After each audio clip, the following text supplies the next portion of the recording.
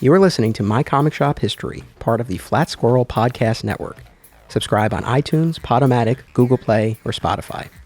The Flat Squirrel Podcast Network also includes 4 Patreon-exclusive subseries: My Superfan History, My Comic Shop Book Club, the My Comic Shop History After Show, and, coming in 2019, Beyond My Comic Shop. Sign up at patreon.com/mycomicshophistory for exclusive access to this additional content. Welcome to My Comic Shop History. I am your host, Anthony Desiato. Con season rolls along with an episode from the creator perspective. I am joined by a pair of New Jersey area artists. To my left, we have Len Danovich. Len, welcome. Hello. And to my right, Nick Justus. Nick, welcome to the show. Hello. Hello. So it's great to have both of you here today. You know, we've been crossing paths both online and at conventions and Jersey shops, and finally we are all here together podcasting. That's about time. Very cool. Yeah, very cool. We love the show. Yes. Well, I appreciate fans, that. That big means fans. a lot. I think we met in person, if I'm not mistaken, at ZapCon a few months back in the winter. That's right. I Yeah. recall. Yep. It was brief. You walked up, and I'm like, "Oh, that's Anthony." I'm like, Yeah. "Oh, I got to talk to him." But then there was like people around, and it gets crazy. And he's like, "Oh, well, I'll be back. I'll talk to you guys later." Is that what I sound yeah, like? Yeah. I'm like, "All right." That's terrible if that's what I sound That's how like. I heard it. You know? Oh, God. That's how I heard it. Yeah, I saw you, and I was like, "That's the guy." That's And I'm like, Anthony Desiato. "That's Anthony." Oh, I got to talk to him later. Yep. So it was a good meeting. Yeah. No, well, I'm glad we were able to do this because, I mean, as you know, and as listeners know, this episode has been about comic conventions from a myriad of perspectives. So we've talked to organizers and press, and we're going to be talking to a cosplayer, and we've talked to dealers. So it's been a mix and examining conventions from these different perspectives. And we've had a couple of creators, actually a few creators on the show previously. We had Tom Rainey in the premiere. Oh, yeah. We had Brandon Montclair in the second episode, and we had Franco in the 5th episode of the season. So we've had a few creators, but I wanted to devote an entire episode specifically to the creator perspective. And the main reason I wanted to have you guys, you know, to really get that aspiring, up-and-coming creator perspective, because it's a different perspective than someone who's well and long established in the industry, you know, and your perspective is one that I identify a lot with, you know, just from my own point of view. So I think it'll be interesting, you know, to hear what cons are like for you guys. Yeah, the struggle is real. In the trenches. That's the way I like to put it. Yeah, so I want to get into those trenches with you guys and really talk about this. Before we do that, for listeners who might not be familiar with your work already, where might they have seen some of your stuff? Nick? Well, if you collect trading cards by any chance, I do a lot of work over the past couple of years, a lot of work for Topps and Upper Deck, Marvel license sets for Upper Deck, like Marvel Masterpieces, any of the movie properties, Marvel movie properties. Topps, I've been up to my neck in Star Wars stuff for the past 2 years too, so I'm a little burnt out on that, but do a lot of sketch covers. I do a lot of business online with sketch covers as well. That's like my bread and butter, and standalone commissions. And Nick is a workhorse when it comes to Thank you. sketch covers Mine and is cards. too. On the other hand, I'm kind of newer to this, and I do a lot of work. I do stuff for Craig Yo, for Yo Books, IDW. A lot of sketch covers, commissions, that type of thing. You know, working our way up to getting more published work, that type of thing.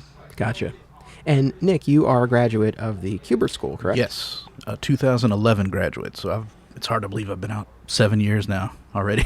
Stayed in Jersey and 2011. Wow. yeah, no, it's a 3-year school, and before I know it, I blink and it's over. I'm like, what do I do now? I want to stay close to New York, and got a Jersey girl, and you know, we have a son now, and a lot of friends I made in school are still here in the area, and the convenience of being close to the city, and made friends with a lot of shop owners, and con owners, or what do you call them? Organizers? Organizers. The official term. Yeah, you're always, well, both you guys are always Yeah. at stores. I know you're at Zap a lot, That's doing our- sketch parties. That's and- our go-to store, I guess. I've been going to Zap for years. Yeah. We also would be remiss if we didn't give a shout out to Fat Moose, where we are recording today. Yes. So we want to Love thank the Moose. Matt and Sean for accommodating us and having us here today. So we are recording while the store is in action. So if you hear some stuff in the background, That's a Sean going. it's probably Sean. When I moved to New Jersey in 2008, the school, Kubert School, is close to here, straight shot Down the road. Down the road, and I was seeking out comic shops, and this was the closest shop I could find at the time, and it was the first shop I visited. Was it? In New Jersey? But was it at here the or old was location? it? Yeah, the other location. Yeah. Gotcha. Very cool. And Nick, as far as your background, and I want to ask you about your background, but I also want to ask you if you ever get tired of talking about it, because it's interesting. You were a corrections officer. Oh my goodness! I didn't prior know to what this. you were talking about. But Oh, jeez. Oh no! You found out. Nick is really good with people. That is key. But no, the reason I asked that other part is, I've been interviewed a fair amount for the documentaries and podcasts, and interviewers are often very taken with the fact that I went to law school. I'm an attorney by training, if not by practice. So that's often the angle when I'm interviewed. It's like, oh, like you're a lawyer and you do this. And so I don't know, did you ever get tired of talking about that background or no? No, I don't. If anything, that background helped me be more of a people person, being able to speak with others and talk with others and build my confidence levels. And if it weren't for that, I don't know if I ever would have pursued going to the school and, putting my foot in the door and trying to find artwork and people, being surrounded with like-minded people. Yeah. So you were a corrections officer in Virginia? In Virginia. For how long? For 7 going on 8 years. And that's another thing. I didn't want to make a 25, 30-year career out of something like that. I couldn't see myself. How'd you get into it in the first place? In the first place, I initially went to a fine art school for 2 years. Pulled out with the intentions of going back. That didn't happen because I started working. I needed work. It was local. And next thing I know, 7 years go by. Time is different for artists, I think, sometimes. Yeah. It's like... And we work on different schedules Yeah. than most people. I'm like, oh my gosh, what am I doing? I want to go back to art school, but I don't necessarily want to go back to fine art school. And being a kid growing up in the 80s, I always saw Kubert School ads in the comic books. So I said, let me send in my portfolio and see what happens. And been here since 2008 in Jersey. And the struggle continues. And the struggle continues. Say that again. And the struggle continues.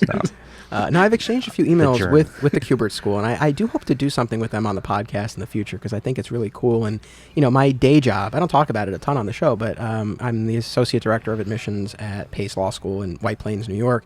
And so I think if nothing else, it would be really interesting to kind of compare notes on the admissions process for each place. I think that'd be kind of fun.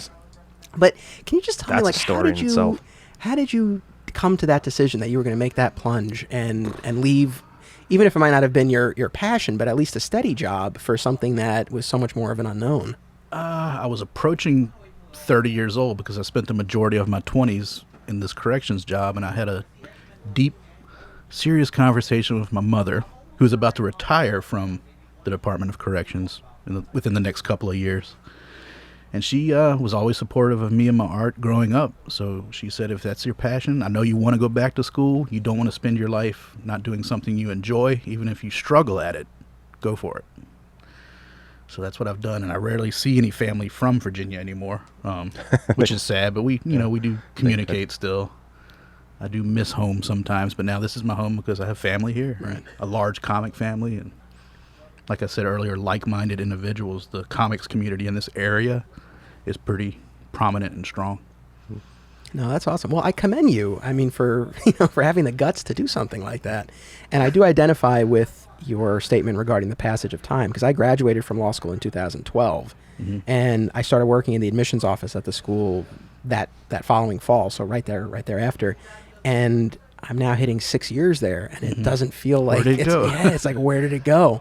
Yeah, time flies. I get that completely. And Len, can you tell us a little bit of your secret origin? My secret origin. I was born. There you go.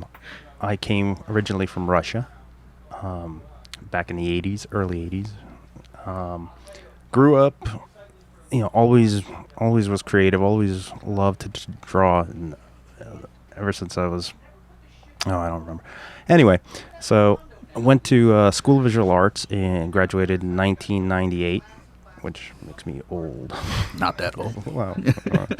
And as a fine art degree, which I majored in illustration, design, and,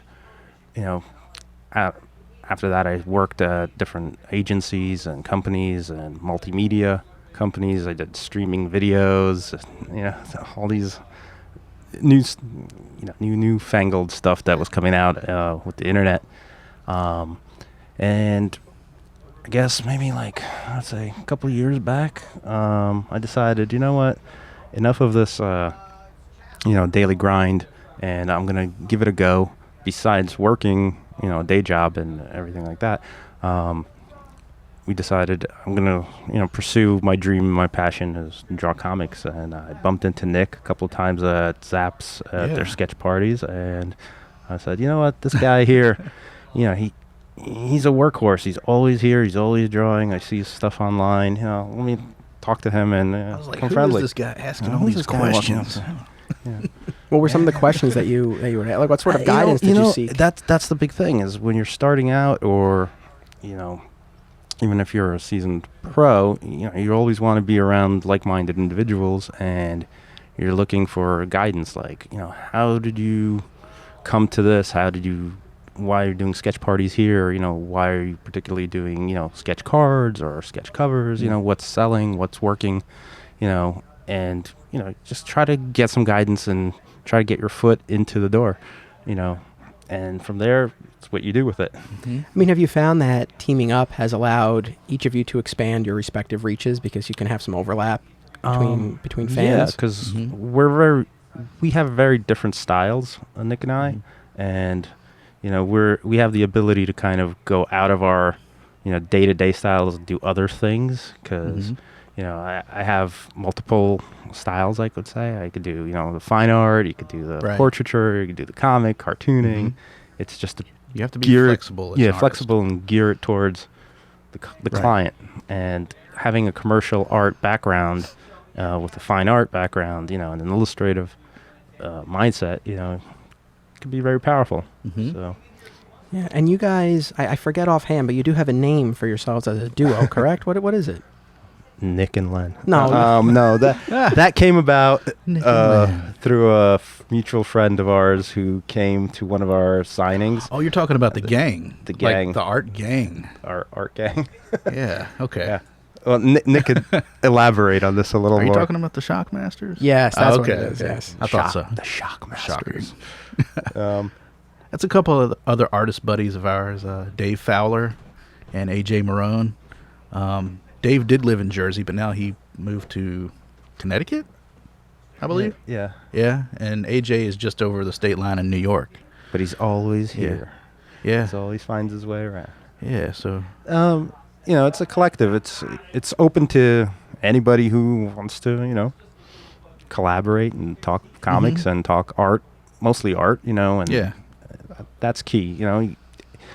You can't live in a bubble, and you can't work alone, and you need friends and you need acquaintances who have like-minded we're always sharing goals. Like our current working process images, like through text or something. Like, what do you guys think of this? What do you recommend I do? Do you like this? What show is good? Did you go to this one? Oh, I couldn't make it to that one. Is there a signing here? Is there something going on? Do you guys want to do a sketch day at Fat Moose or Zap or wherever? What other that kind of thing. That type of stuff. Yeah. No, very cool. No, it's great that you have that network. I'm sure that comes in handy. Yeah. So, that's the thing. I know, from my own experience and from observing you guys and other creators, I know there's the artistic creative side that you need to cultivate, right? And find out what your identity is in that respect. But then there's also the business component of this. And that's crucial. It's key. Right. To build your brand and build your audience. A lot of artists are like I was, very shy, not outgoing. You have to... Introverted. Yeah. You have to really... step out of the shell and, develop a voice, engage people. When you're at a show, specifically a con, a convention, and you're at your table, you want to engage people. You want to look up. Right. Make eye contact with folks and speak and start conversations and not just... make it memorable for them. Right. When they come to the shows, they come there to have an experience, and as an artist, you're also there to have an experience besides, doing your business. Right. So that's a perfect jumping off point, because, like I said, I really wanted to unpack your convention experiences, and I was thinking about this. I feel like, and this extends beyond conventions, it's really anything these days.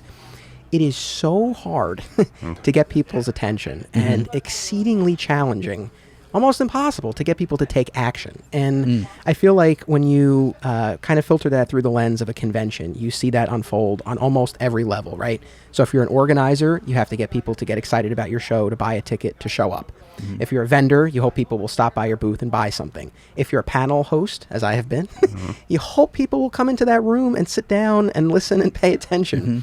And if you're a creator, right, you hope that someone's going to stop by your table in Artist Alley, that they'll engage with you. Maybe they'll buy a book that you've brought. Maybe they'll buy a sketch from you, or if nothing else, even if they'll just take your card and then they'll go home and they'll go on your website or follow you on Instagram, right? Right. Now, the organizers and the vendors who are listening to this might disagree with me, but I feel like, and I'm not just saying this because you're here, you probably have the heaviest lift in terms of getting that attention, especially on the show floor. Because I'm thinking about, as a vendor, right? And this cuts both ways, that you're the fact that you're selling standardized items, right? So whether you're selling comics or pops or whatever, it's challenging because other vendors are selling the same stuff, right? But I think it helps in that someone walking by, like, they see it, there's that instant recognition. It's like, oh, I want that pop, I want that statue, I want that back issue. It's already made, it's created, it's packaged, it's purchased, and it's for resale. And you can buy it here, or you could buy it online, or you could buy it other ways. If you don't get it today, you can get it at the next show. It's a different thing with artists, Right. Art, it's a specialty, one of one. Yeah, it takes time to create. It takes time to create prints, to market yourself, put it all together. Just the creation part of it, and the prep work that goes into putting yourself together for these shows is a process that could take quite some time for you to be ready to go out the door and show yourself in the best light and see what works, what doesn't work. This show is good, this show's bad, and you're taking a lot of risk, a lot of expense. Len is I'm gonna throw this in. Len is like the king of bringing everything in the kitchen sink to a show. As far as I've tried to streamline my process down to like next to nothing. That's are the bare essentials. That's that I need because for of the lack of experience. That's the only reason. But I enjoy it. Once I get streamlined, I'll be. No, but I mean, your point is well taken. But where I was going with that was, again, just in terms of getting people's attention. Someone walking down Artist Alley, I feel, and just from my own experience as a fan going to these shows, I feel like you often, for those fans who are looking to meet artists and potentially buy either original page or a sketch or something like that, they probably already have their list in mind of who they want to see. Right. And if you're not especially well established, or not huge names, and again, I want to know what your experience has been. I mean, how easy or hard is it to get someone to stop? And that really depends on the individual, but like you said, seasoned professional artists who have a following, people will come to them, and they have their lists, they have their set prices, they have their stuff already prepped, or they have a certain kind of style that they could knock out quick sketches for the fans, and they do great. It's for us it's trying to engage people. I think it's more of a marketing, we're performance art. We're performance artists in some ways, because when I see people walking down, there's 100 other more talented people than I am sitting right next to me, down the aisle, and my job is to engage them, not annoy them, but to engage them and tell them, come over here, this is what I do, you might like it, you might not, but, I want them to have an experience where they get to meet me, I get to meet them, and they become fans, Right. And once you have a fan, unless you do something wrong or vile, they'll be yours for life, Right. Especially when kids come by with their families, the dads bringing their kids, the cons or the moms, and you engage the kids, and you give stuff to them, you make them feel like they're part of the show, and that's key in my perspective. How And that's the most to do it. fulfilling thing, I think, having Yeah. a young son myself and seeing And I have that you 2 can daughters. provide that for kids, and they see, and you see their excitement. And then you see the reactions of the family the members. parents, and, right. Like they just had a really good time. They had a good experience because their kids are, going, oh, wow, this is cool. I'm having an experience. I'm engaging with this artist who, other artists might not have time or That other guy interest. wouldn't look up. Or he's too busy, Right. So how? and All right. So I like, how try. do you get people's attention like that? So you mentioned looking up, making eye contact. I mean, something as basic as that. right? Sometimes- Yeah, basic eye contact. Hello, hey, I saw you, from the corner of my eye, looked at my stuff. Why don't you come here and engage, peruse, take a look. You might like something, you might not. They'll ask, what's for sale? And you say, Everything. Anything and everything. What would you like? and if you don't see it here, we're always taking commissions. And we Yeah, can do things at home if we don't do it here at the show.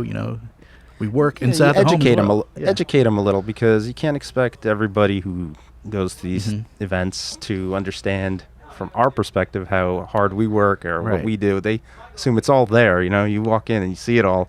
It's finished and it's polished.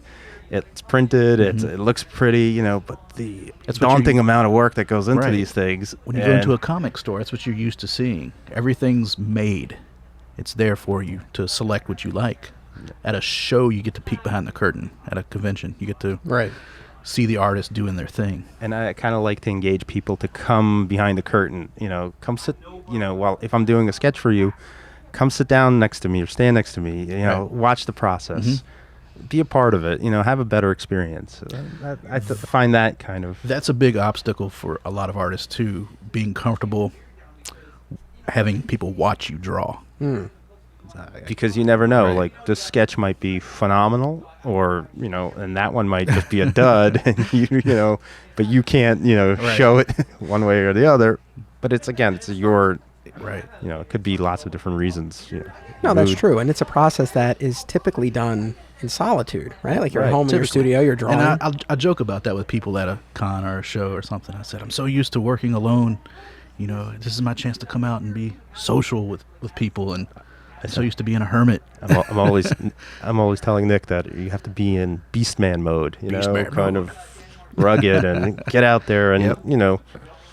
talk to people, engage Yeah. them, get their attention. Yeah, but no, just going back to being watched as you're drawing. I mean, it is a different dynamic. I think about it even in terms of the podcast. I mean, almost all of these are done. It's just myself and the participants in the episode. And even if we're doing it at a store and the store's open and people are around, they're not really watching us, right? Yeah. But I've done a few that have, at conventions where there's an audience and it's way different. Yeah, it's a different beast now being here at the table with you, Yeah, it's doing this as This as is a opposed first to for me, listening so. to it. Yeah, it's a different feeling knowing that you're behind the mic and you have to speak as opposed to just kicking back and listening and enjoying. Yeah. You have to- But yeah, I think that once you do it enough, I think you become so used to the process that it just second nature. Yeah, no, very true. So, I mean, how often are you, and I'm not like asking for hard numbers or anything like that, but in terms of these people you're meeting at conventions, I mean, how often are they becoming true fans where they're contacting you afterward and either buying art or commissioning something or even just following you? I mean, do you track that? Yeah. I know Nick has been at it a little longer than I have, but yeah, I noticed it right away that people would become followers, and contrary to popular beliefs, I think that most artists who have the social media, they do follow, they do engage their clients or their fans. I've seen it. I've seen people buying more commissions and ordering stuff, and just becoming friendlier. Every time we were at a show or at a shop, somebody will show up there. Oh, hey, buddy. It could be a little interesting at times. Yes. Yeah, Nick could elaborate on some of the characters, but have a lot- we love them all though. Yeah, we need some awesome. elaboration here. I'm going to bring corrections back into this. Yeah, that's I why I tell have Nick. folks like repeat customers or quote unquote fans, because at this level I don't consider really like I have a fan base. I don't want to sound, Are you kidding me? but I'll tell folks, oh, you're a repeat offender. You're back for more, so More punishment. You're going down this road again, so you joke with people. You're not. It's performance art. Yeah. So yeah, a lot of fans, or you make friends with fans, and you see a lot of the same people over and over. Whether they come to see you at a store, they come to the conventions that we do locally. And thank God for them. Yeah, You know? absolutely. No, I think about that all the time. It's like I'm always looking to grow, my listenership, looking to grow this new Patreon page, like trying to get people to sign up. But it's like, you are very grateful for the people who, whether they've done that or they're listening, like whatever it is that they're doing, whether they listen to one episode or all of them, it is all appreciated. And it's like, you have to start somewhere. And it's like, I'm so grateful to have, that base of people, however large that is. I wanted to jump back to social media for just a second, because this is something that I wrestle with. Do you find that because you're both very active and you have sizable followings online, at least from my perspective, but do you ever feel a disconnect between the amount of activity you'll have on social media in terms of people liking your post versus action that they do or don't take? Big time. Yes. Yes. Can you talk about that? Because this is something that, again, I don't want it to sound like I'm whining here, but like that's something that I wrestle with myself, where I see, even like with this Patreon thing, right? Like I'm posting about it and like people are liking it. Yeah. And some of them have joined, but others haven't. And it's like, well, I know you're seeing it, but can you guys elaborate on that? Okay, let's start with. Well, Nick has the bigger following in terms of clients who actually, engage him and actually place orders, opposed to for me, and he tends to be a little more aggressive with his postings, but Too aggressive sometimes. but I'm doing too much I would posting. take it all with a grain of salt that the online world is not the reality world. Right. So, you can't expect, you could have, 80,000 followers and, Yeah. 10 people who buy from you. That's great. And you're like, well, what am I doing wrong? Well, nothing, because, maybe 50,000 of those people aren't really, they're passersby.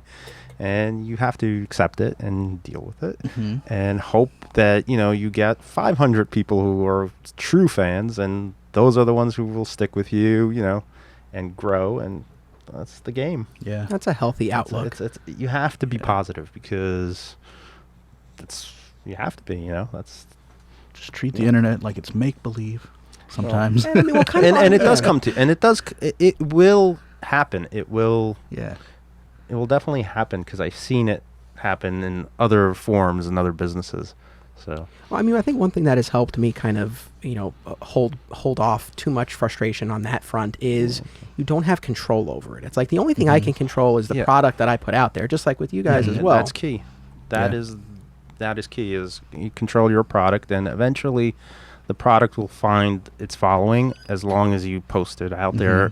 That's the key thing, is how to get it all out there, And thank God for the internet, because could you imagine years ago how 10 years hard ago, it would be? this right now would not be possible. I mean, if not for the internet, this would not, there'd be no podcast. There'd be no podcast. I would there'd still be no- a correctional officer probably. Well, you might be, we might be working in illustrative jobs Somewhere in the companies or boonies, something. yeah. But Nick, what's your take on this whole this disconnect between kind of activity that you receive online versus action steps that people are actually taking? The economy. Just because you like something doesn't mean you can afford to purchase something. Like True.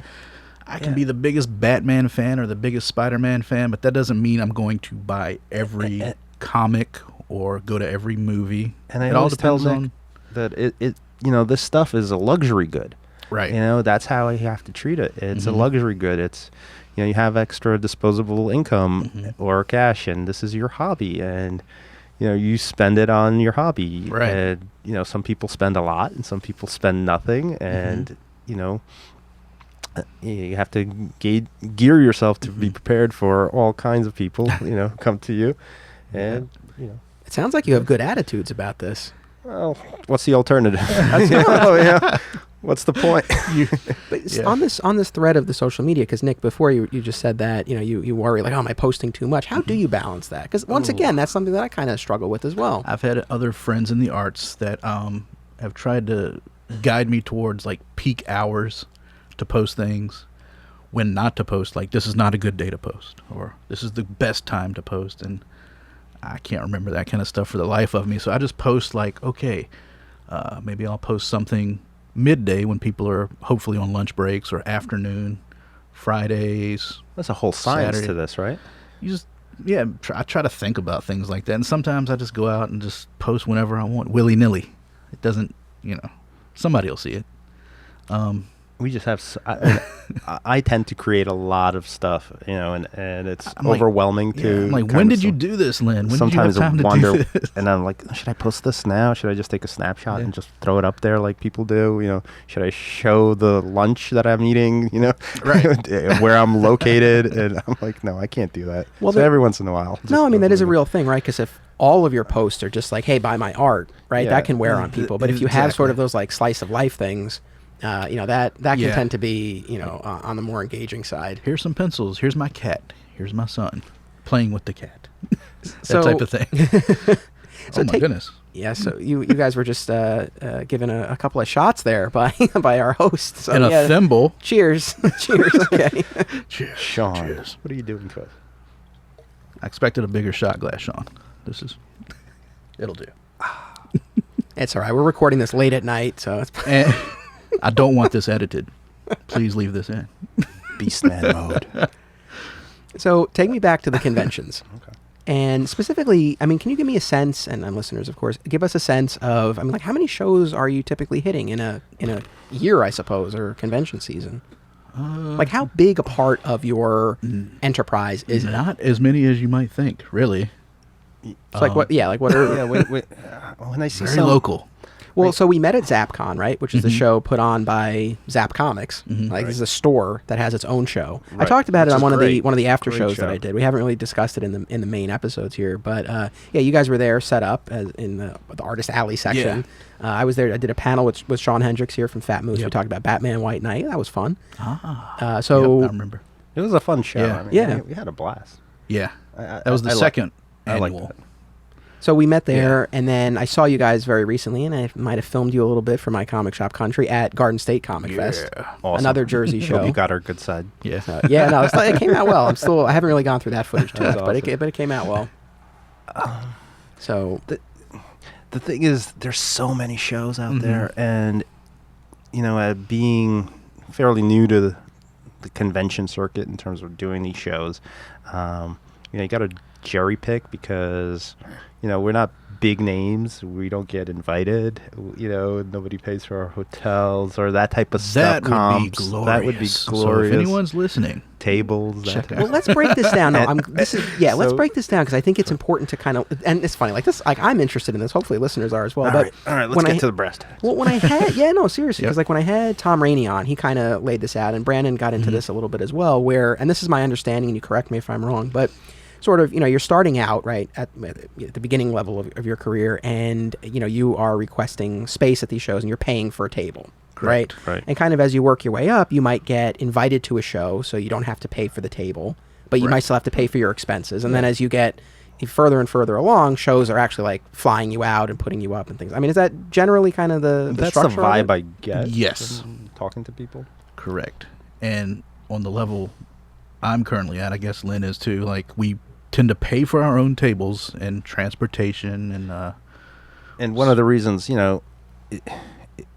Nick and I work really well together, and sharing a table or splitting the costs, and you might get a smaller table, but you're still maximizing the effort. You're still putting in the same amount of effort. You're still engaging people in the same way. You just have 3 feet less. yeah, or you 4 don't feet need a less. 20-foot table.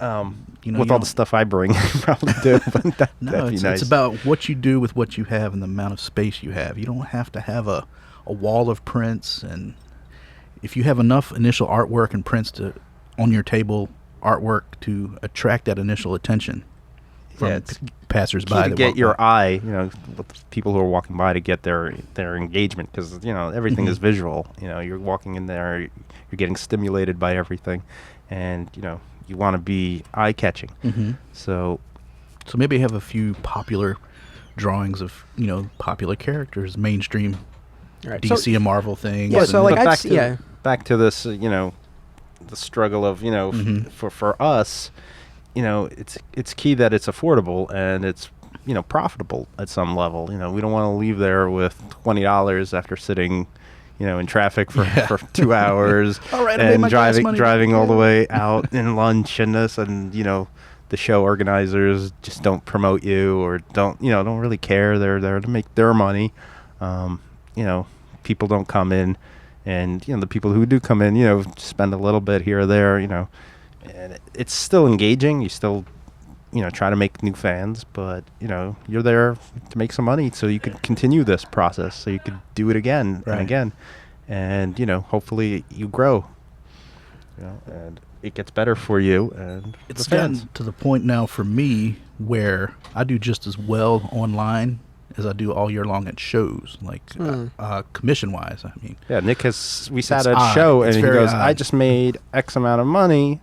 And you're online. He goes, I could have been making a lot more money just being at home, than being at the show. I go, but you wouldn't have engaged with anybody there. I want to unpack this a little bit more. I find this stuff so interesting. And, just in terms of this cost-benefit analysis, it's like, even if you are one of these creators who is invited and flown out and put up at a hotel, you're still engaging in that analysis because your time at that show is time away from the drawing table, right? Right. Essentially, yeah. But for you guys especially, where you're paying your expenses, it's more so, right? Yeah. So the show really needs to be worthwhile for you. Mm-hmm. Yeah, otherwise you can't do the next show, and it's not worth. My family, we have a side business besides working and comics, and we also run a business. And when I'm on weekends, when I'm not at the business, I'm at the show. So my wife calls me and goes, "How's it going?" And I say, "It's going great." And she goes, "Oh, we just made X and Y and Z online and all." And your jaw drops, and you're like, "Why am I doing this?" Because I love this stuff. This is long term. You hope that this grows and you develop, and when your other businesses don't work out and whatever, you could still do this when you're 80, 90, if you could hold a pencil or, engage with fans. And it's a passion, I have no other talents. I don't know what else I would do. Would I go back to working in prison? No, I don't. That's the goal, is to stay out of prison for me. Yeah. Nick does not want to do prison tattoos anymore. No, I can't do that anymore. This might be like a goofy question, but did you ever share art? Like, did you have your art with you when you were at the prison? Did you share it with your coworkers any prisoner coworkers, or even inmate? I mean, I don't know. I tended to work night shifts, so I would have a lot of time alone between like supervising rounds that you would make, and I'd have a desk. And the inmates could see you, so if I was sketching, they'd be like, "Hey, Justus, what are you working on?" Some talented. It's a shame. Some talented people also. In prison, in jail, and if you had just pursued that path, my goal is to get out of here and pursue that path. But if life has its twists and turns, and it would have been different for you if you had, But getting back to this, I mean, like, I brought it down. No. I brought the mood down. Debbie Downer. But, going back to this day job of mine, so we are at the point of the year, fall time, where we typically engage in the bulk of our recruitment, where we go out on the road to recruitment events at undergrad schools across the country. I literally, just this past week, I was up at SUNY Binghamton. The setup of these recruitment fairs is not dissimilar at all from Artist Alley. Rows of tables, law school reps standing behind the tables with brochures and giveaways and things like that, hoping that these prospective students who are walking by will stop at our table. It's the same. And it's ask the same us about game. the school. It's all the same game. I work for a company also that does conventions, and they set up booths for other things besides trade shows and all that type of stuff. And I see how it works. It's a big effort. And it's the same thing. Whatever business it is, from pitching electronics to food products to retail items or whatever, it's the same thing. It's just that the crowds are a little different. You're engaging on whatever it is that you're selling. Whatever the event is, from tattoo shows, the horror conventions. I love going to horror conventions because it's a little bit of a different crowd, but very similar. It overlaps. So it's just. Speaking of other types of shows, would you guys like to help me give a shout out to one of our episode sponsors here? Sure. Yeah. Because this is kind of cool. So you're a couple of Jersey guys. We're here at a Jersey shop, and our episode sponsor is a family of mostly New Jersey film festivals. Oh, Right? okay. So that's kind of cool. Awesome. So these are sponsors that came to us by way of Patreon, and so we just want to give them a little shout out. So we have a family of film festivals, a trio. We have Brightside Tavern in Jersey City in March, Point Lookout Film Festival. This is not a Jersey one. This is on Long Island in April. And Hang On to Your Shorts Film Festival in Asbury Park in May. Are you familiar with either Asbury of those Park shows? is like happening. I get Yeah. a lot of stuff from Asbury Park festivals. I haven't been and there in a few years, conventions but I and love the flea vibe markets. of it. Yeah. I need to get back. Yeah, Asbury Park's a cool area. So I was at the Hang On to Your Shorts and Brightside Tavern Film Festivals. My second documentary played at both of them. And I'm not just saying this because they're one of our sponsors. Like, if this weren't true, I just wouldn't say anything. They are well-run festivals, just like conventions, right? There are a lot, and they're not all created equal. Mm-hmm. And like these fests in particular, they were well-attended and well-run, and they promoted them well, and they got people out, they got people in seats. I've been at film festivals where literally it's been me and my wife and the audience. And it's like, it's great to have a private screening. Would have been awesome to like watch this with some other people. There's a great little shop called the Groovy Graveyard. Have you ever heard of it? No. It's like a vintage record and comics and toys place In Really Asbury? in Asbury Park. Cool. Really cool place. Cool. Just plugging it. Yeah. Just like, No, right on. But so anyway, so for this trio of film festivals, you find them all on Film Freeway, Without a Box, Facebook, Twitter, Instagram, and we have a couple of discount codes. So if you're a filmmaker like this guy, and you want to get your work out there, you can use the discount code SJRBRIGHT2019 for the Brightside Tavern Film Festival, and SJRHOTYS 2019 for Hang On to Your Shorts. And then they also do a podcast. There's the official Hang On to Your Shorts podcast. You can get that on iTunes and also a shareduniverse.com. That's the Kevin Smith Podcast Network. That's their like their studio. And people can actually book recording time there, which is kind of neat. It's kind of cool. Yeah, so they do their Hang On to the Shorts podcast. You can get that there. So we do want to thank them for being a sponsor and really encourage people. Again, if you're a filmmaker and you want to submit your work, again, I really do recommend it. And even if you're just a movie lover and you want to check out some cool independent film, there's some really great finds at these festivals. So I encourage you to check them out. Oh, I'd love to. Just like the type of people that go to festivals like that, those are the same types of people that support and come to see us at shows because we're the little guy. You know, we're not top tier. Not yet. Nick. Not yet. Beastman mode. Come on, Nick. Maybe one day, but One day. It's Yes. here, baby. tomorrow. So let's Gotta have a positive attitude. Oh, You yeah. gotta, Stay positive. Yes. Well, take me back to this cost-benefit analysis, because again, like at my job, like that's what we engage in, right? We're deciding whether or not we're going to send a rep to one of these events, pay the registration fee, pay for airfare, pay for hotel. Like we're trying to decide, well, And there's- is it worth it? And the students we're meeting at these events, it's like, well, if we don't meet them there, are we still going to get them? Because if we are, maybe we don't need to be there. So like that's kind of like what we're thinking about. But you gotta, well, again, you gotta pick and choose your venue and who's going to what shows, because I'm sure you've been to events where there's like not a lot of interesting people or people who attended there. Sure. And others were like, oh my god, we're swamped, never this was 100%. crazy. That's exactly. And how yeah. do you gauge between them? You go, oh well, we got to do this next year, and next year it's a dud where it was successful. And you're like, oh, is it worth it? In the long run, I think it is worth it to go to as many shows as you can. But again, you got to pick. We jerry pick. We try to stay a little more local, unless I guess we have a invite or there's a group of us that would go to a different venue a little further out, and otherwise it's just not worth it. So you typically stay close to home. At so, this right? point, yeah. I mean, I'd love to go to the Chicago show, the San Francisco. My friends keep telling me who live out there, like, hey, you got a place to stay. I'm sure I'll meet a bunch of friends who are at the shows. But I'm like, yeah, I gotta schlep all that stuff. I gotta take my portfolio. I gotta take anything that I'm selling. I gotta create a ton of stuff, and I gotta ship it over there. Or taking in. To me, it's almost like, oh, it's not worth the headache at this point. Who knows? Yeah. Who knows? It's amazing to me that over the past couple of years doing like local conventions, that I'm doing just as well on Instagram and online. If I find I can deflect and have business there, if not at a show, I'm somehow able to.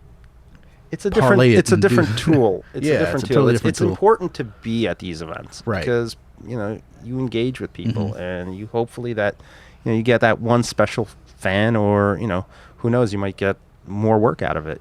Somebody might walk up to you and say, "Hey, I'm a rep for this," or "I'm a, here's a commission piece that, some of the people that I've become friendly with, I met at these shows, and it's important." So I want to circle back to the whole networking aspect of this, because I think that's really important. Just as far as deciding which shows to do and things like that, and getting into the shows. I mean, can you just give me a ballpark sense, like how much are these tables going for? Like, let's take Garden State Comic Fest for example. If you don't mind sharing, like what is a table at that show? I forget, because we're talking, we're talking about like the cost and benefit. It could range for it. It depends. I mean, if you're like a store or vendor, they could pay thousands, or they. If table, it could go from anywhere from 600 to maybe 400 to 600 easy, depending on how much table space you want. A little cheaper, depending on the show and what they expect. So that's something you like, a $600 table, and you would split that. So the goal is to make your money back. So hopefully you get commissions, get commissions, and do things on site at the show to make a little profit. That's the key, is to make enough to cover your expenses, and then hopefully make enough to generate more business, and to reinvest to the next show and to the next show, and hopefully as any business, it grows and grows. But it could be it's expensive to do. Say you have 5 shows at $400-$500, and you go to one show, you make $20, and your costs were $600-$700. You're like, what am I going to do for the next 2 shows? I'm going to rethink it and stay home and try to make money that way. I've done local, Len, too. We've done separately and together local store appearances in the Jersey area, and done just as well at a one-day Saturday sketch day. Oh, we did phenomenal. Well as at Batman Day, phenomenal. At a comic convention. So. Well, one aspect though is that when you're, even if they have a few other artists, right, you're still not competing with a whole row of other creators, right? Yeah. So, I think that you have it's much there is more a competition element to it, because people who come to these shows, they only have so much dollars to spend, besides buying their vinyl pops, getting their, autographs, getting that one commission from the top artist, or if they can, getting their books graded. That type of stuff, it's a slugfest between with all of us, but it has its dramas. Well, you gotta elaborate on that. Yeah, but you would think some artists try to do different things to try to cultivate business from other artists. That type of stuff does go on, but at the when same you say time, cultivate, you mean like steal? No. Let's rewind. Pull influence, and kind of if you're sitting, you have 30, 40 artists in a row. It's important that each one is different. But if a lot of people are the same thing and everybody has the same Spider-Man Venom drawing, this guy sells it for $10, that guy sells it for $5, or that one's $50, $100. Gotcha. It's kind of the race to the bottom, which I don't buy into. It's hard to deal with. You're trying to give your fans something, and you're trying to make something. So the key is, I find that I'm there to engage to people, and I'm trying to be. What's the word I'm looking for? Well, but like trying to be sociable, right? And trying to accommodating is the word. Okay. Accommodating to everybody's abilities, and what they can pay, what they can't. Because I want people to have a good time. And not to throw shade or dig up dirt or anything like that, but because we had a no. There's no dirt. We mentioned ZapCon and we had a great time, but I mentioned this because Nick, you posted about this, about sort of an incident with another artist. Oh, cool. So what exactly happened there? Just a touch of disrespect. I felt something I would not do to someone else, and I felt a little like it was a personal jab. Len and I were sitting beside each other at a table at the last ZapCon. We were seated next to each other, Len and I. Yep. Just another local artist decided to protest his seating arrangement next to us, and decided to shine and set up in front of us, sort of prop banner up and everything. in front of us. Ultimately, if people knew where we were located, it wouldn't really hinder the flow of people coming to see us. But I just felt it was a personal jab a little bit, because it's not, to like sitting next Nick to us. has a lot of passion. Yeah. You have to shine and set up in front of someone. This is kind of. No, I Well, get it. this is also an ego-driven business, Yeah. somebody tells you, "Oh, look at your art; it's so fantastic," or I sell X amount. I'm friends with this guy. I'm friends with that guy. I know this guy. You're like, I don't care. I don't care. I'm here to draw. Yeah, everybody's special. That's the way I treat it. I gave up on it. I was like, you know what? I'm a fan just as much as I am a creator. Yeah, I was going to ask if you saw any redress or if you just kind of let it lie. Let it go. Water off go. a duck's back. Just let it go. I came to the conclusion very quickly. Like, it's ultimately not going to hurt people coming to see me or Len or anyone in that corner. Because we're all so different. Everybody has their own unique stamp, and You posted about it though. Yeah, he was a little bitter Betty for a little while. Sometimes you just can't help yourself. Believe me, I get it. Because I'm generally reserved and quiet, and I know, take no guff from no one, Nick. Yeah, but I don't like to take guff. That's right. And when I do, people are like, "Whoa, what's going on, Nick? It's not like you." It's the corrections officer. He's going to correct it. Yeah. I mean, have you had similar happenings at any other shows where either you let it go, or maybe you had to get the organizer involved, or you just confronted the individual, the offending party? That's the only instance that stands out to me. Yeah, I generally don't have bad experiences with these things. The worst experience is the vendor, the organizer of the show, just maybe doesn't promote you as much, or it's understandable because they have so much lifting to do with so many people and things going on, and you kind of want equal treatment, and you want, as all these conventions, they're geared towards other things than just the artists these days. I guess back in the day, it was a little more comics friendly, a little more artist friendly. Now it's there's a lot of things going on at each show, and multimedia. Well, that's been the thing. That takes away, I guess. Right. And you kind of hope that the vendor of the shows, the organizer, kind of makes everybody feel equally, and most of them do, but sometimes it gets. And that crazy. is one benefit about local shows, I suppose, like Garden State Comic Fest, East Coast Comic Con. Great 2 shows. They are comic conventions more so than a huge multimedia experience like New York. There's a lot to pull your attention. I like the New York shows, but for different reasons. Don't like the other shows. But that's something I was going to ask about, because that's definitely been a theme this season. It's come up in almost every episode. 2 things. One, that there are so many shows. 2, that a lot of them, the focus has shifted a bit from being solely, or more than a bit, from being solely on comics to incorporate again more multimedia, pop culture. Cosplay is a huge thing. So I was kind of curious from your perspective. It's like, on top of maybe not being as well known in the industry as some of the other people in Artist Alley, trying to get their attention. I mean, then you're just competing for that comic attention. Yeah, it's like a small to begin with. It's like a small slice of the ocean pie. Yeah, drop. I want that drop. Yeah. There's so many shows, and it's not just comic shows. There's horror shows. There's Baltimore is going on this shows. weekend. Baltimore. Yeah, I just got a phone as we're call recording this. Baltimore Comic Con is we're happening. close to that. How realistically, the logistics. We could have probably hopped in the car and done that down show. for a couple days. But I don't got family. You got this. Hotel. You got that's right. So it's a toss up. I mean, I'd love to do it. Yeah, probably will do it eventually. It's just scheduling. As far as this promotional aspect, I think that's an interesting point, because I've seen on a number of convention websites, they'll have their list of creators, and some creators will be listed on the quote-unquote main section with photos and all that, and then there's sometimes like a list of secondary creators who are all or additional creators. Tier or the third tier, those. Here's your C-listers. It's the internet. There is limitless amount of HTML web how do you pages. feel about something like that? You could put their picture. Yeah.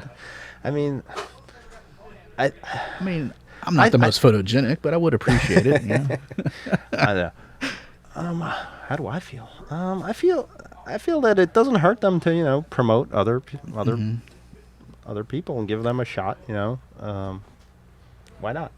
So in terms of being promoted, right, like listing on the website, right, would be one way. Yeah. What are the other sorts of things that you're looking for from a convention organizer? It's more of driving eyes onto your artwork, or it's more of meeting like-minded individuals and possibly getting more work so that more people could see it and that we could, communicate and engage with fans and continue the process and grow and evolve. And if you have all these other things at your convention, celebrity signings, whatever, cosplay contests, you don't want all of that to take all of the attention away from Artist Alley. Because you want a strong Artist Alley. Yeah. If you're a comic convention. Period, I think. You want to drive the traffic through. And it also depends on what kind of shows. Like, I can understand the big shows, they're geared for mass market, mass people, people who have no concept of who the artist who drew that Spider-Man or that Batman are, even the famous ones, how are they going to know who you are unless, they just walk by and they like your stuff. But there's a place for that, but there's also a place for smaller shows where, local artists, should be promoted, should be engaged, and should have a voice and opportunity to show their stuff. And I think a lot of shows do try.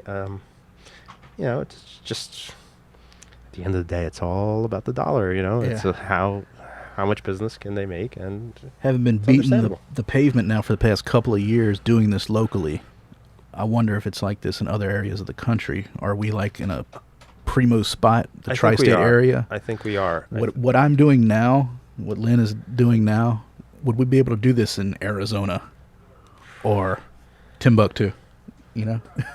Well, I'm friendly with a couple of artists who live in places where their local comic shop is about a 3-hour drive. That's a comic shop where they get their comics.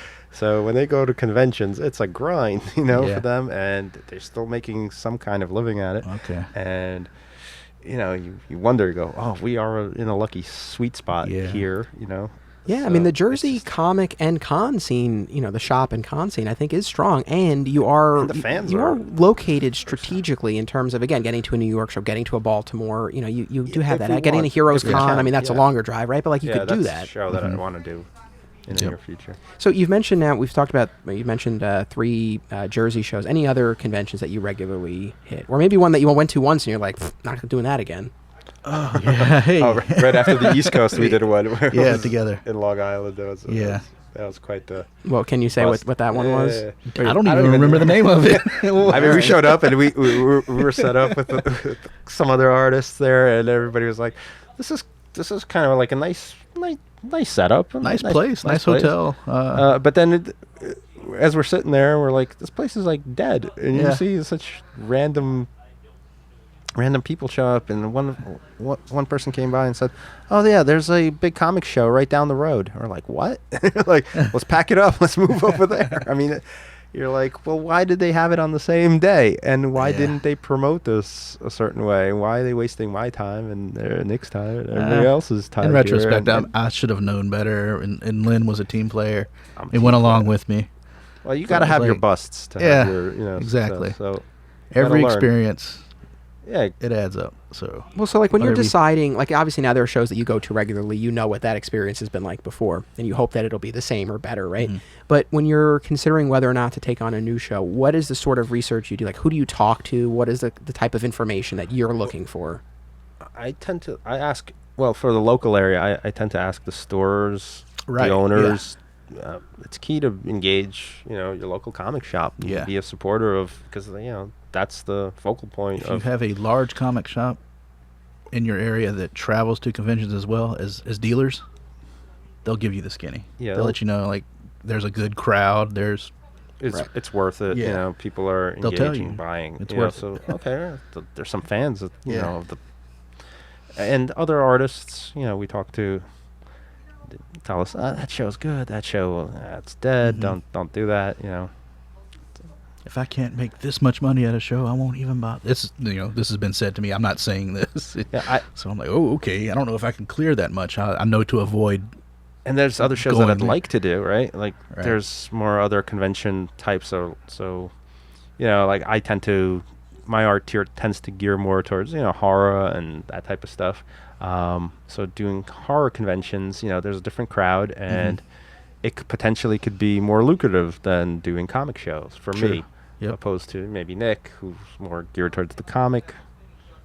So I'm kind of gauging to doing those shows, and there's a lot of them, and they all overlap, especially. Yeah. That seems like it'd be a good fit for you. Yeah.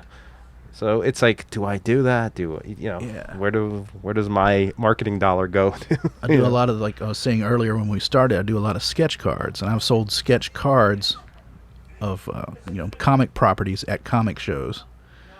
It's difficult, though. I would hope there would be more of a crossover fan base. Like if you like comics, maybe you also like these Other cards elements. that I do that isn't a sketch cover, but it's a smaller piece of art. Original art is original art. Again, it's a luxury good, and Yeah. everybody has their thing. You can't assume that everyone knows everything about everything either. Just because you know something, they might be completely off their radar. But that's our job to educate them. Right. When we're there at the Bingo. shows. That's where the performance art comes into play. Yeah. And Right. So I want to jump in a second. I want to come back to what your get a little bit more into your display and that performance art aspect. But we're recording this just a few days before New York Comic Con starts, and this episode will drop on October 3rd, the day before New York Comic Con. So you guys will not be there at Artist Alley, correct? But we will be wandering around. Yeah. You will be there as guests. Delivering commissions. That's right. Taking commissions if you bump into us. Don't tell everybody. Was getting a table in Artist Alley something that you entertained and pursued? I've pursued it the past several years, and it just never happens. You get like on a waiting list, you get frustrated. They want your credentials. So I've done this independently comic-wise. I've done this side gig that's comic-related with the cards, and sometimes It's just not enough, or you don't know exactly what they're looking for sometimes. seasoned vets aren't That even big hoopla this year. Well, I know there was yeah. that seemed to be more of a. Was that a technical error that a number of creators were denied? I believe. Yeah, It was, but initially, But it's an error, Yeah. You can't. it you made can't people sugarcoat question, it. like, whoa, initially. No, I remember that it was a big thing. Yeah. If anyone's not familiar, you can search. There were a bunch of creators who were denied professional passes, right? Mhm. It's a great show. But it's definitely a slugfest. It's a grind. It's a couple. What was it? 4 or how 5 much? days. And if you're an individual artist who's just setting up, and you got to guard your booth, your stuff. You can't walk around. You got to have it's a lot. It's a lot to take in, especially when you're an independent artist. What does a table go for there? That's hard. You've not even gotten to Yeah, that. I mean, I'll ask and get back to you. yeah. Yeah, no, that's It's quite online. I mean, Yeah. you could. No, I know, it's anybody not could look secret. these prices up. Yeah. And I mean, it's cool seeing like classmates of mine that are working in the industry. And there's a little jealousy that plays in. I'll admit that. Like, wow, it's cool they got a table. I'm happy for them. But what more do I have to do at this point? How much harder do I have to work? I feel like sometimes the frustration grinds you down, and you just pick yourself back up and you keep going. And You gotta take the hits. Yeah, you take the hits. You roll with the punches. I agree. Yeah, it'll happen. The frustration isn't about just if you want a table and you want to pay Yeah. for the table, you work and you make your money, you pay the table, and you Yeah. set up and grind. But when you calculate all the traveling, hotel, I mean, I've gone to the New York show and other New York shows. The what was it used to Big be? Apple. Big Apple. Back in the day, it used to be a Penta Hotel. Yeah. I used to go to those shows. That was actually one of the first shows I've ever gone to when I was a kid. I used to love that show. Yeah. And, as it grows and evolves, I remember when we went to Jacob Javits Center for the first shows, and we're like, oh, this is awesome. Artist Alley was fantastic. You're like, it was comic related, It was like a kid in a candy store, You get to see all your all the artists. You fanned out, Now it's like you walk in and you're just overly stimulated. You don't know what to look at, where to go, and I have a different kind of philosophy on it. I kind of just take a deep breath and just wander around and just enjoy my time. And I'm not, you want to talk to the right people if you're in the business and you want to, meet your friends and, it's a fun time. You just gotta, prepare. You need to prepare. Yeah. So you can still enjoy it, even though it's. It's work for you. It's work. Yeah. It's work. But if you're working it's a different. Right. It's a different creature. It's stressful. What's the prep that you do for what the show? Yeah. Oh, what prep do I do? Wear good shoes. Have a breath mint. Make sure your battery's charged. Have a backpack. Have bags if you're gonna buy stuff.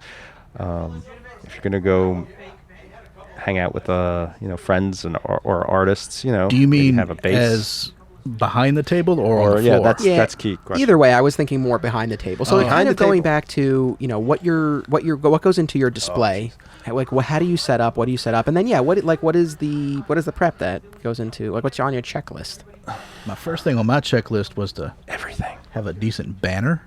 Yeah, not something taped up to the front of your table, falling off onto the floor, but have something that looks, professional and clearly states who you are, and some examples of your artwork to a larger format like that helps. You want to people have an pull eye-catching display, just so that people, see it and go, oh, what's that? Because people are walking through. There's a lot of stimulation, and there's a lot of things in their eyes, and if they catch something colorful or something, it's that 1 second where they look at you, and if you happen to engage their reaction, you'd be like, what's going on back there? Anyway, yeah, it's very rowdy here at Sean's getting a little rowdy. Jesus. He's passionate.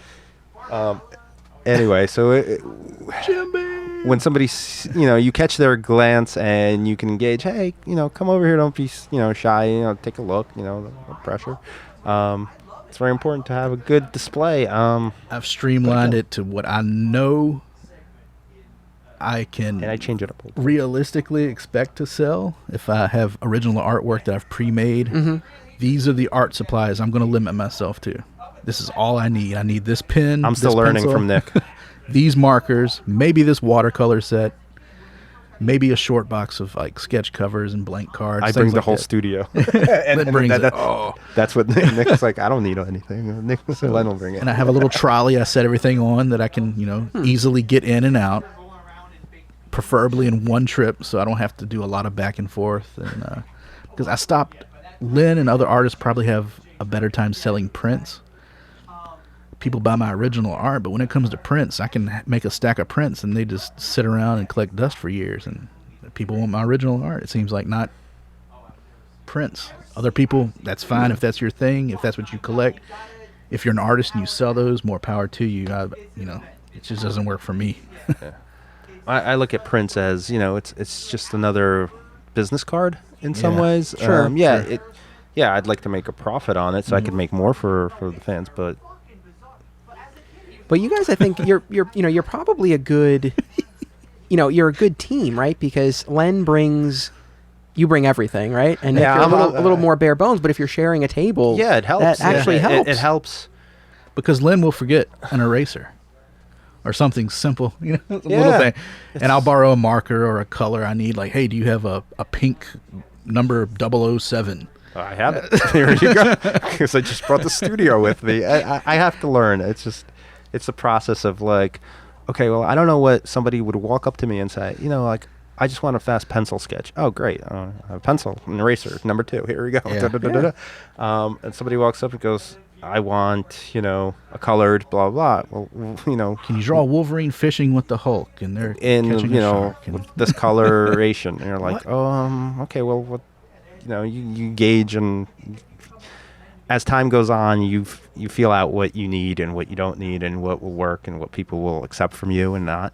I tend to, if somebody asks me for a pencil sketch cover, for instance, I end up inking it, and doing a color wash on it or a wash, just because I want to give 150%, and make them feel like they really got something, instead of just like, right. Whiz through it. So as far as again, what you're selling there, so you'll bring some completed pieces, but then you'll also do sketches. What do you offer? Like, what types of sketches, and like what sort of prices? The usual, requests, headshots, full, that usual things that artists Like offer. bust, full body. Full body. I tend not to like to do full bodies just because it's time consuming, and if you have 5-6 covers to do, and people are lined up to buy a print, to talk to you. I mean, it's time is everything. Depending on how busy a show is. I would love to book things in advance. If I could get pre-orders, I think all artists like that the most because they know they can do their best work. And we always try to put that out on social media before a show, like, hey, I've got 10 slots open. If you want a commission pre-done, pre-made, we can deliver it to you at the show. You get 200% opposed to, there's a clip online that goes around. It shows the 1 minute drawing, the 5 second drawing or 10-second drawing, and the 30-minute drawing. I mean, it's true.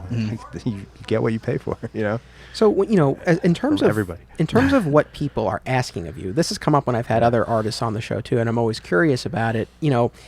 For example, like if you're a fan, you're going up to an artist who's known for drawing a particular character. Often you'll ask for that character or someone in that world or something like that, right?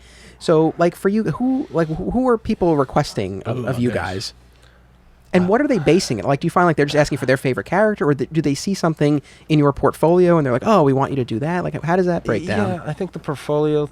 I think when they see my art, it's it's very horror centric, I guess. But it's at the shows, they might want something zombied or I tend to enjoy doing those pieces. They just flow easier for me, and you'll get better quality, I guess, because I'm enjoying it. It's like who's a character you've zombified? Popeye is my favorite. Oh, right? Really? Popeye.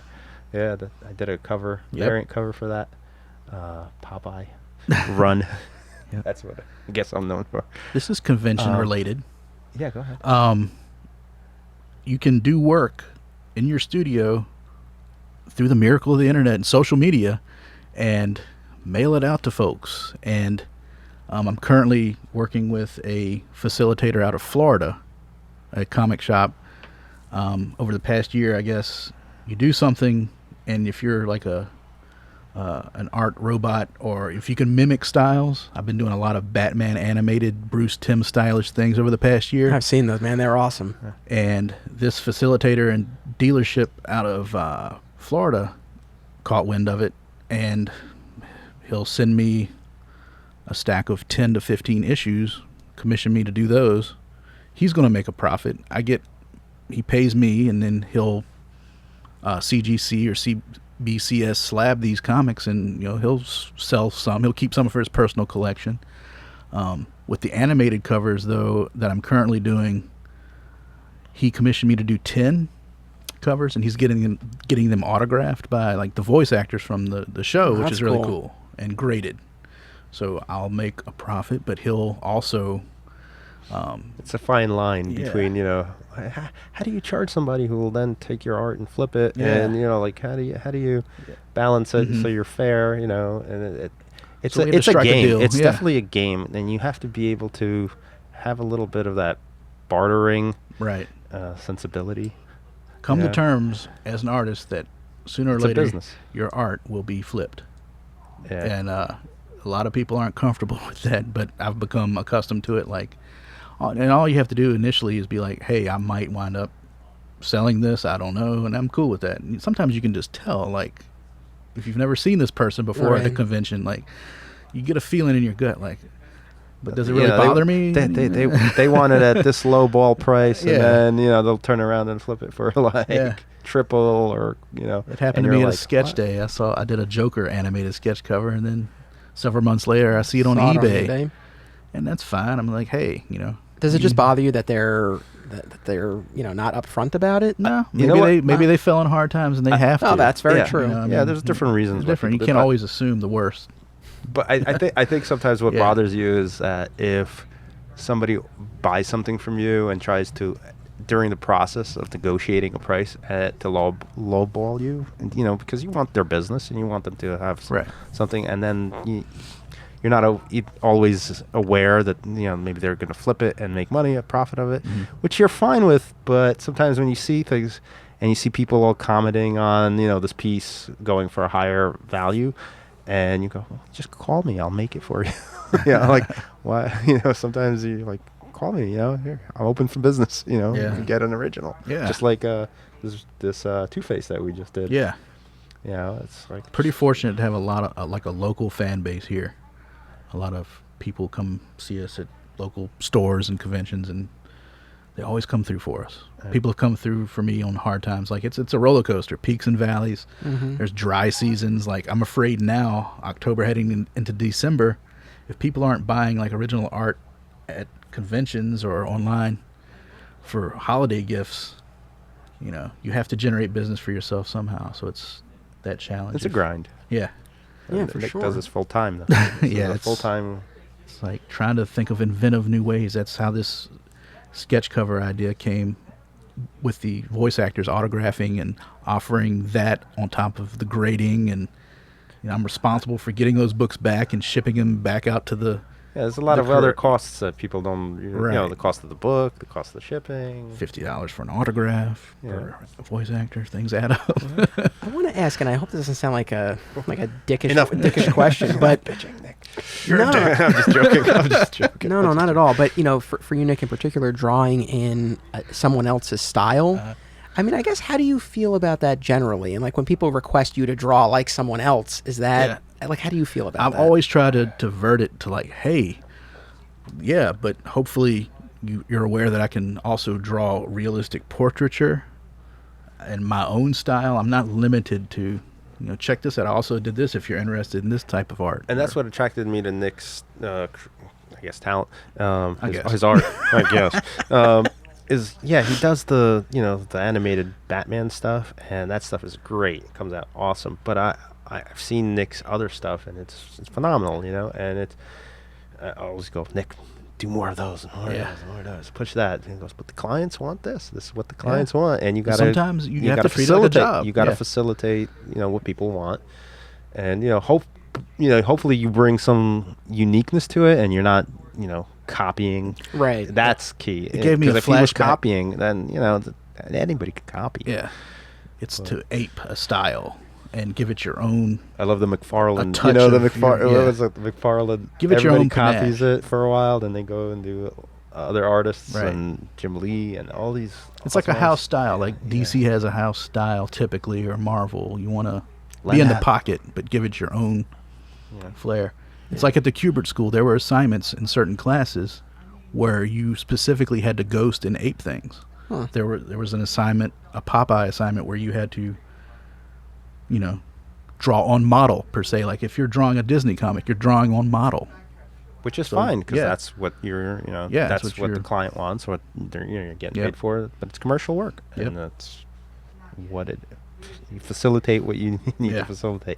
Well, it's funny But because when you do your own, it's a yeah. it's a slugfest because you're trying to sell your vision or your style at the time, and as you evolve, And if you can marry the two, like if you can Yeah, interject right. some of your That's own key. style into that ghosting style or that aping or whatever you want to call it, then when you have those fans that like that, then you've hit on something. Like, yes, I'm drawing in this animated style, but I'm inking it my way, coloring it my way by hand, so people like the handmade art. Well, it's interesting, and as far as being able to emulate other styles, I mean, I think there's a real practical component to it. I remember I was a huge fan of the Ed Brubaker run on Catwoman in the early 2000s. Yes. Darwin Cook, the late Darwin Cook, was Yeah, the he's- initial artist on that. I've been getting into him a little. Me too, recently. I'm like it's having a huge. Darwin Cook resurgence, which I'm ashamed of now that he's passed on. And it's Why a am I shame not- that there's only so much. Obviously, it's not like Yeah, he had a it's- tremendous output in it, Right. but what he did was so amazing. But Yeah. in any event, so many he- artists like that you can just name. One of my favorites just passed away this week. Oh, yeah. Norm Brayfogle. Yeah, And I was like, oh, man. Okay, I'm sorry. but no, that's quite all right. That's quite all right. Downer. But on a positive note, but so Darwin Cook was the initial artist on that Catwoman series, and then he was followed by Cameron Stewart, who didn't ape his style, but it was definitely very reminiscent of what Cook had done. And I remember at one of my first New York Comic Cons, I went up to Cameron Stewart in Artist Alley, and I asked him to draw Hal Jordan Green Lantern, and he ended up doing both a Batman and a Catwoman for me. He's like, yeah, hey, that's not what you want, kid. No, but no. You're going to get what I'm going to give you. Here we go. No, we talked about it, but I remember him saying, like, yeah, I don't know why. He's like, a lot of people have been asking me for Green Lantern, and I was like, I don't know why. And I said, I was like, well, I think, your style on Catwoman was similar to Darwin Cook, and Darwin Cook had done Hal Jordan in New Frontier. So it was an interesting thing. See it. Yeah. But, so as far as... my favorite when I get asked, can you do the Flash? I'm like, oh, no, not the Flash. With that pose that the Flash always does, the running, with his hands up, like that pose. Well, that was going to be my question. Hands. Like, are there things that get requested of you that you ever have to turn down for whatever reason? Oh, yeah. Well, sometimes it's nice to have, I say, partner in crime at the tables at the shows, because sometimes somebody will walk up and go, oh, I want you to do this type of character, and I'm like, either not in the mood, or just not going to come out the way I. That's a take-home piece. That's a take-home piece, and sometimes what they ask for, and I go, well, Nick's pretty good at this, so you can do this piece, or Nick will say, you should ask Len to do it. If you're an artist behind the table, and you hopefully get their business, and if you can, sort of divide it up. If you're capable of doing this amount of sketches and like headshots, busts at a show, and try to cultivate and accumulate as many take-home commissions as you can. That way you have things to work on at home.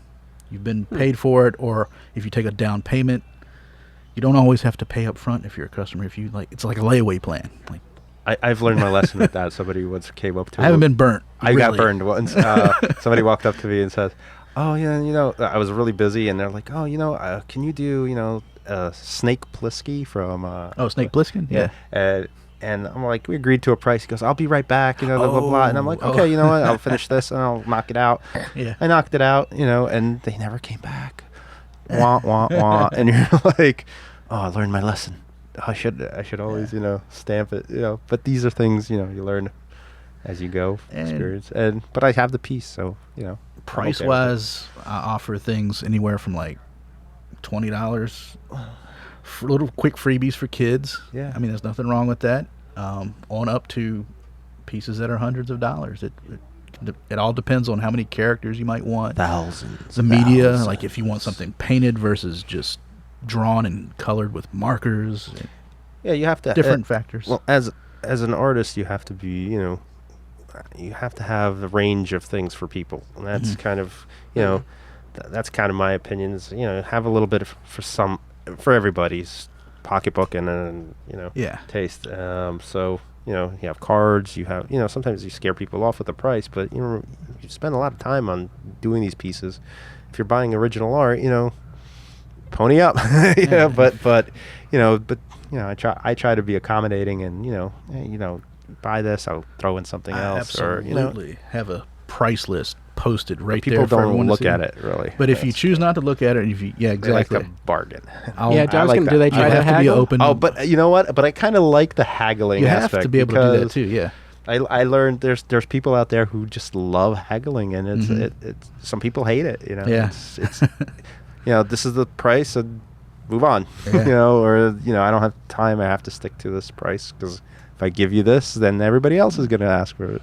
You want more than one piece of art from me, and you want a bulk discount, I'll work with you. Like if you want 5 sketch covers. But then there's some people who, they just expect you to do stuff for free, and you're like, okay. You're an artist, you have enough money, you don't need my money too.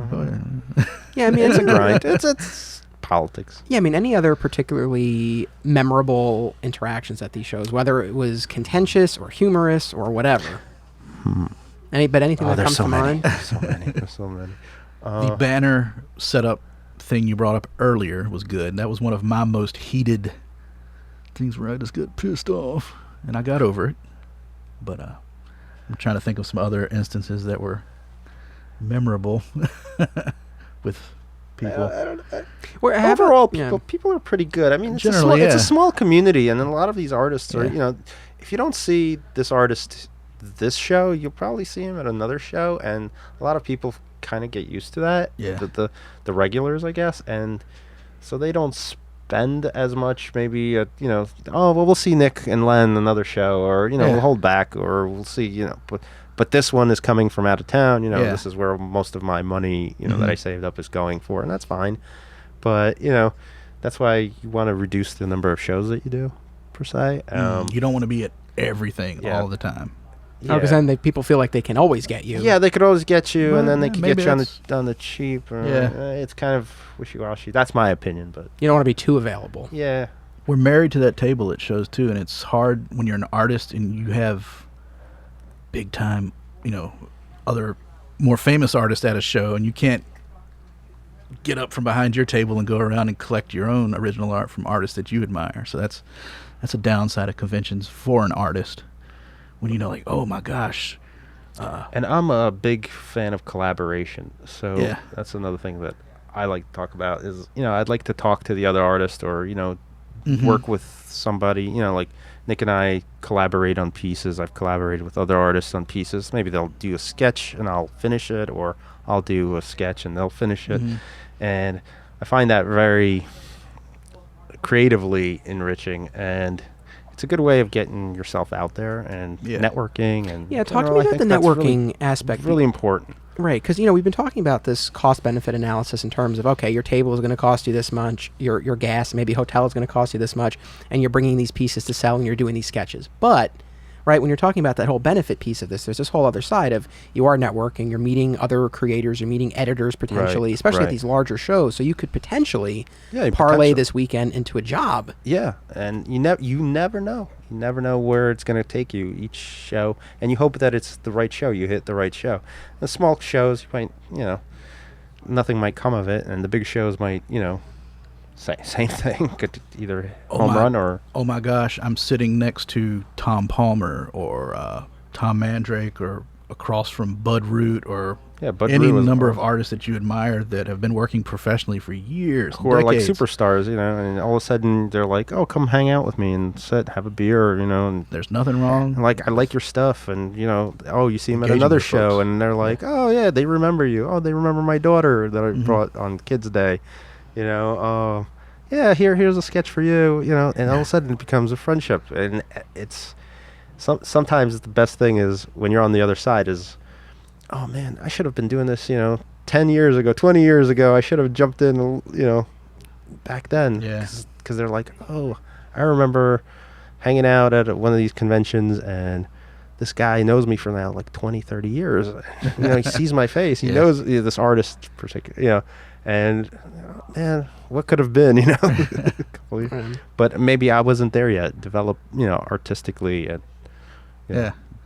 The in the 20-year-old mindset. me is totally different from the Oh, yeah. me now that's pushing, I'm not going to say 40, but Well, we talked about The Grim Reaper. yeah. we talked about the competition aspect earlier, but yeah, there's a huge There has to element be a of camaraderie too, right? I mean, you Yeah, guys it's are all a in the s- trenches together, and even the creators I've spoken to who might be a little more well established in the industry, they're still going through a lot of the same stuff too, right? And hoping people will stop by and worrying that someone might not like the sketch that they do, Yeah, things 'cause- like that. Because what you realize as you get older is like, we're all in it. We're all doing the same thing. Some people just got into it, a little earlier. They're, some people are better. Some people have more experience, or, or they were lucky. They were at the right place, right time, or, and I like to liken it to like one of my favorite rock bands. Never quite blew up, but they have a large underground following. So if you have like a fan base, a local underground hardcore following, yeah, I like that too. Yeah. I like the independence. yeah, you got a lot of freedom to. Yeah, I can do these animated style things, and I can do painting for someone that no one knows about, and Yeah, that's key. I find that's important Yeah. creatively. Yeah, no, for sure. As far as these relationships that you've forged, I mean, as far as people who listeners might be familiar with in terms of friendships you forged or interactions you've had, anything that come to mind? So, like, there were a couple of creators you mentioned before. Like, are those people you've had a beer with, or others? yeah, definitely. When I was in the Kubert School, most of those teachers, they are required to be working professionals as well. So you, after class, you have dinners and share beers, and they'll share their working experiences. Like with who? Andy and Adam Kubert, Tom Mandrake. I was in class with his daughter, so we're friends. Classmates, Anthony Marquez, he's an editor. He was an editor at DC, now he's an editor at Dynamite. So I've had comic work that hasn't been published that I've been paid for. So that's pretty cool. So things like that happen to you in the industry too. You'll do work and not necessarily see the light of day, but you'll still be on the payroll and things like that. It's odd.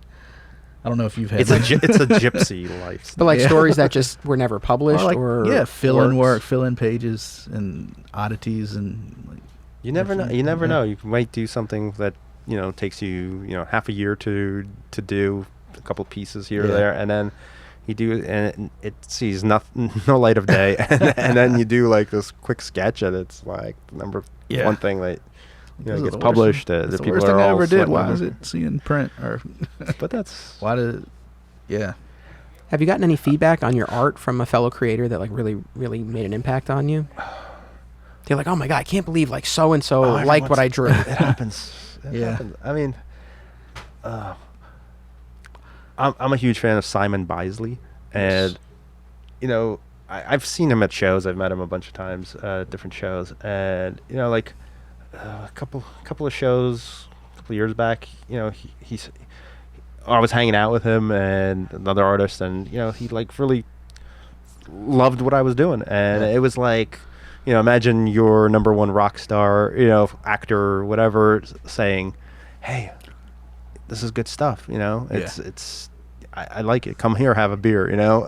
Let's hang out. I'll see you next show. I'll do jokes or whatever, or other Craig Yo was another one that I've been a fan of for a long time. He also does a lot of vintage publishing, and he just loved my stuff. One day I met him at a horror convention, Chiller Theater, and just hit it off. And it's been a good relationship. I just talked to him on the way here. He was on his way to Baltimore. It's one of my goals is to get on some Yo stuff. Len, network. It's unique. Networking right here. Networking, but there's so many. There's so I'll throw names out here or there. I tend to chat a lot with people online.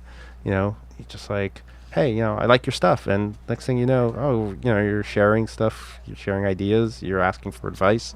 The thing that I found that I need to work on is the business side of it. It's who's going to take you under their wing as an apprentice. Everybody's busy. Everybody has their thing doing. How do you run this as a business where it's profitable, right?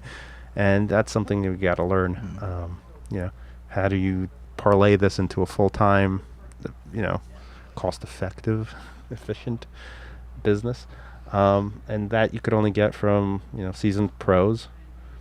And where do you find them? You find them at shows. You find them online. You gotta, and it takes time. You cultivate relationships. What about editors? Because we've been talking about creators, but like, and especially at these Jersey shows that we've been talking about. I mean, do you even have occasion to get in front of editors with a portfolio?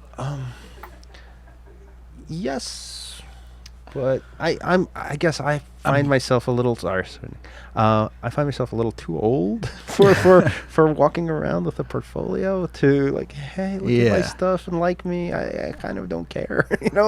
I care, but I don't. I almost wanted to kind of matriculate into something, and when people see it, it's. Wait, what do you mean?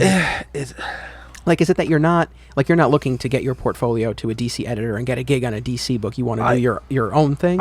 It's a combination of both. I would love to get my stuff in front of a DC editor, but I'm not, quote unquote. I haven't done the, you're not a true comic book artist until you've worked on the series kind of rule. Until you've plugged away and really, really worked at a comic that comes out monthly, and that's a grind. That's the goal, and I would love to do that. But it's like, I don't know if I'm ready for that kind of rejection.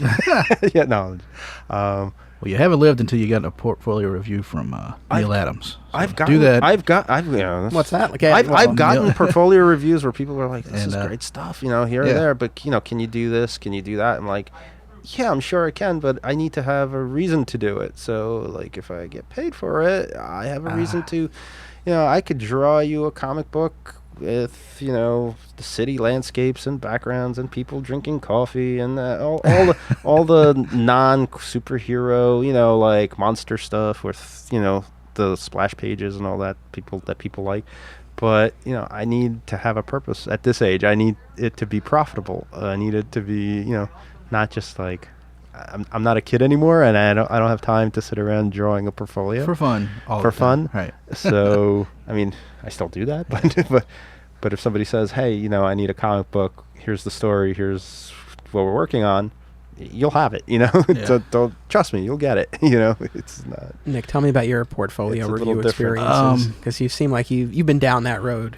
Well, we've all had the portfolio. that's what the Kubert School was. It was a constant portfolio review. If you think about it, it was like a boot camp. 3 solid years of 10 classes a week. You're working on assignments that you have to consider to be jobs on a constant basis. You're doing hours of homework. You're developing a final portfolio. It's school. You're critiquing each other's artwork. The instructors who are working professionals critique your work constantly. And that's important, to get that criticism and get better. Yeah. So if you can develop that exterior, accept criticism, try to develop your work and become better, take pointers, and not treat everything like an attack. You have to be able to Thick skin. Yeah, and listen and take some of those things to heart the right way and use them constructively into interject those into your work and not treat everything like I'm bad, I'm a horrible artist and give up. And I don't know, you have a lot of kids like fresh out of high school versus someone like me who had a little life working experience going in pushing later 20s versus, or then you have guys that and women too that come out of military experience who come to school from around the world. So I almost went to Kubert School because I Well, grew up locally around here.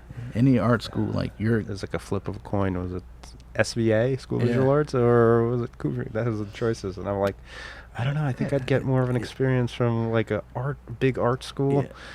And, it was Pratt, it was FIT, Yeah. all these schools. And I'm like, all right, I'm gonna go plenty for of people that. in the comics Right. profession that never went to art school too. That's the thing. Yeah. It's it doesn't. Yeah, it doesn't.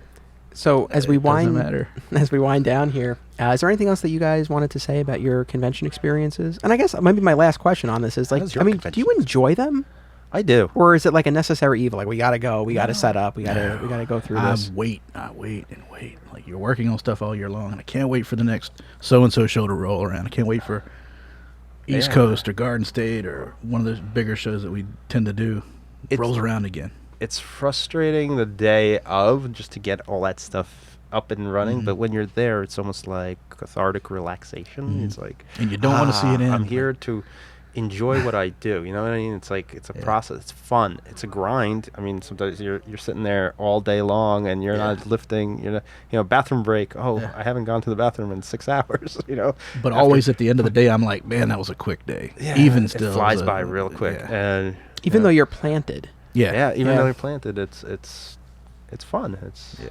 it's what we like to do. I didn't get up And- and get to go see Garcia, Jose Luis Garcia Lopez. I'll see him and next he was time. right there, and Yeah.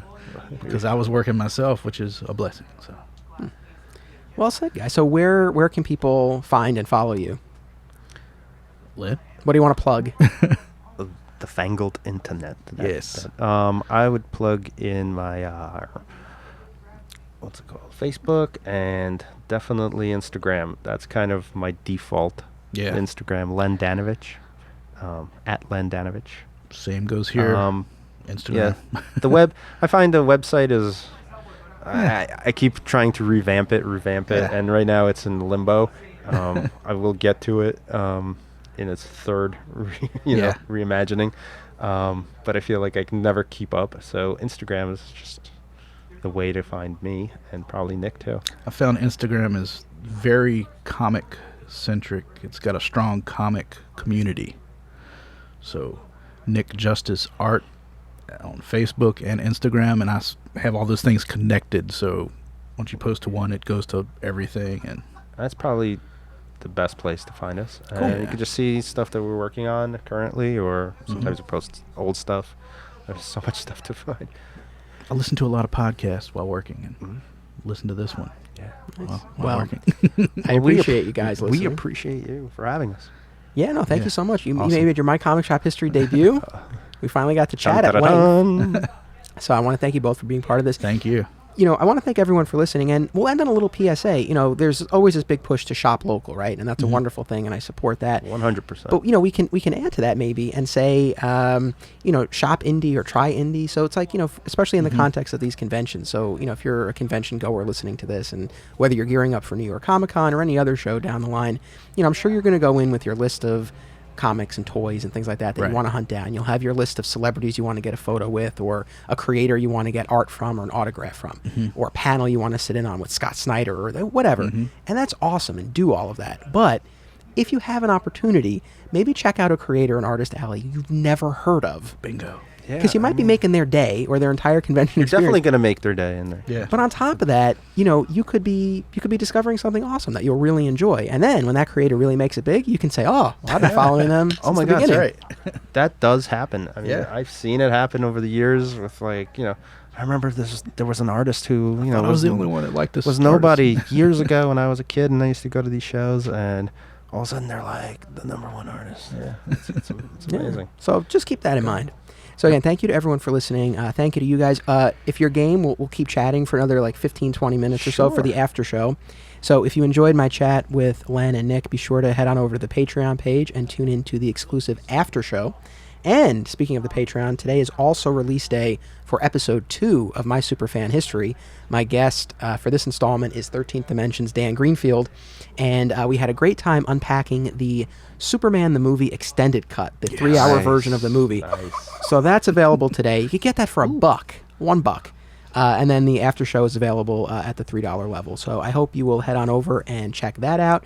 Be sure to come back here in 2 weeks for our New York Comic Con themed edition.